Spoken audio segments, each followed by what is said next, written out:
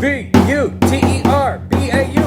Hello everyone, welcome to my video. Today I'm going to be talking about a tiny success story in my process of learning Tagalog, which is also known as Filipino, the national language of the Philippines. So I like to think of any sentence in any language as a sort of a painting, because the nouns, the person, places, or things, that's the image that you capture in the painting, or the photo after all. And then the verb is the action itself that's happening. Not much action going on here because it's just lying here, right?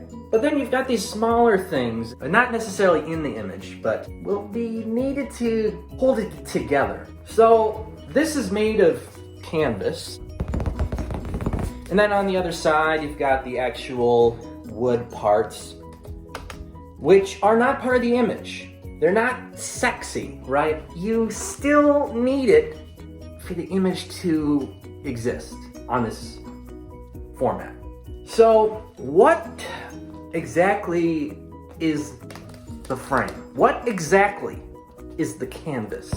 What exactly is this little jagged hook thing that allows you to put it on a nail and hang it on the wall? Well, those are the smaller things like preposition, conjunction, in Tagalog, particles, like po. They're tiny words. They're not the meat of it. They're not the most important thing, but it'd be kind of awkward if you didn't have them in there. Words like and or, those are our conjunctions. Words like in and out, those are our prepositions.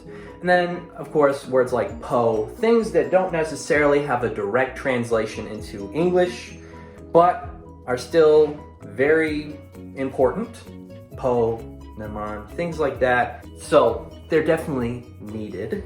I figured, I really do not care for flashcards. The repetition is really boring and it's just not fun. You're not adding meaning, you're not connecting to the words. That's the real issue. You have the Tagalog on one side and the English, and you don't have any way of connecting them. You just have to force yourself to associate one side with the other. How do you do that? I've also tried Duolingo, which is a language learning app, and I'm bored with it. It's like doing Google Translate, sort of, but you're the Google Translator.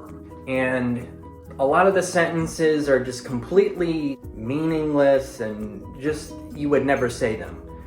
Like, the bears drink beer. When am I ever gonna say that? Like, oh yes, sir, what would you like to eat? The bears are drinking beer. No! Going back to the parts of speech, there's not a whole lot of prepositions, conjunctions, and particles. It's a very short list. So I figured, why not just get all of them? So I can say I am 100% in those categories. I went to conjunctions. There's about 30 of them listed on Wikipedia. So I took them all, put them in a Google Sheet, put in one column the Tagalog words, right? At means and, pero means but. And then I put in the second column the English translation. And then in the third column, let me see if you can guess this. I had a third column for all those words. I'll let you think. If you said sample sentence, you are correct, sir. The sample sentence. What language was it written in? Was it Tagalog? Was it English? If you said either one, you are wrong, because in order for you to connect with a word, in order for me to connect with a word at least, I had to do this method called word stories. Now, what word stories, at least in my definition, is taking a new word, a word in a language that you are learning, and connecting it with words that you already know. So, for example, samantala, you look at it and you're learning Tagalog, it's like, oh God, that's a long word. There's no way I'm gonna know what that means. You are wrong, my friend, because samantala sounds like the English words some man, taller. What does that do for you? Well, what does the word samantala mean? It means while. So I just figured, okay, we just need to make a story where that's the case. Some man is shorter, samantala, some man is taller. Shorter and taller are contrasting. They mean opposite things. A light bulb pops up above your head, and you now know that samantala has to be a conjunction that shows a contrast. So that would be while. Some man is shorter while some man is taller, samantala. The whole point of this is that when I read a text in Tagalog, that I can pick out what these words mean. I don't know if samantala is a very common word. I imagine it's not, because there are shorter words that mean the same thing. But I find this word story very, very helpful. In fact, I was using for kasi. Kasi means because. My word story was Cassie is tired. Kasi, she ran a lot. And then I get a message on Facebook Messenger, and everything he said was in English except the conjunctions. So he used the word kasi. I was like, boom, that means because. I didn't have to use flashcards.